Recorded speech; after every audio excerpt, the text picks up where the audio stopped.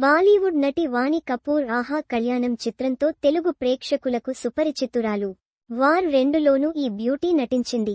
పలు హిందీ హిట్ చిత్రాల్లో నటించింది. ఇటీవల తన ఇన్స్టాలో ఒక అద్భుతమైన సెల్ఫీని షేర్ చేసింది వాణి. తన అభిమానులు, ఫాలోవర్స్ నుండి ప్రశంసలు అందుకుంది. అయితే ఇది కత్రినా కాదు కదా అంటూ అందరూ సందేహం వ్యక్తం చేశారు. ఈ ఫోటోలో కత్రినా కైఫ్తో వాణి సరిగ్గా పోలి ఉంది. ఈ ఫోటోని పోస్ట్ చేసిన వెంటనే నెటిజన్లు చెలరేగిపోయారు. చాలా మంది ఈ అసాధారణ పోలికలపై ఆశ్చర్యాన్ని వ్యక్తం చేశారు. కొందరు మొదట వాణిని కత్రినా అనుకుని కన్ఫ్యూజ్ అయ్యారు. ఈ ఫోటోలో వాణి ఎంతో ట్రెడిషనల్గా కనిపించింది. వాణి ఫ్లోరల్ సల్వార్ సూట్ ధరించి కనిపించింది. చిన్న నల్ల బిందీని ధరించిన ఈ బ్యూటీ సింపుల్ మేకప్తో ఆకర్షణీయంగా కనిపిస్తోంది.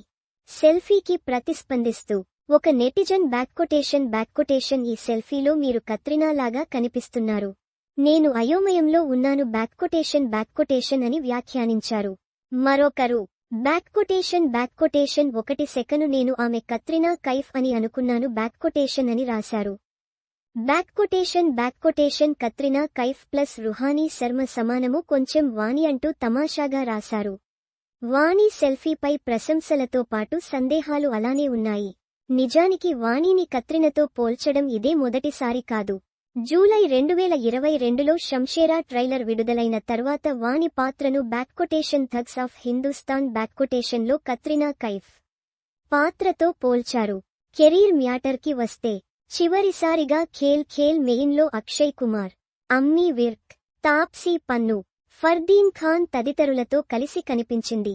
అక్టోబర్ 2024లో వాణి పాకిస్తానీ నటుడు ఫవాద్ ఖాన్తో కలిసి రొమాంటిక్ కామెడీ చిత్రం అబీర్ గులాల్ షూటింగ్ కోసం లండన్లో ఉన్నట్లు వార్తలు వచ్చాయి. ఈ సినిమా విడుదల గురించి ఇంకా ఎటువంటి అప్డేట్ లేదు.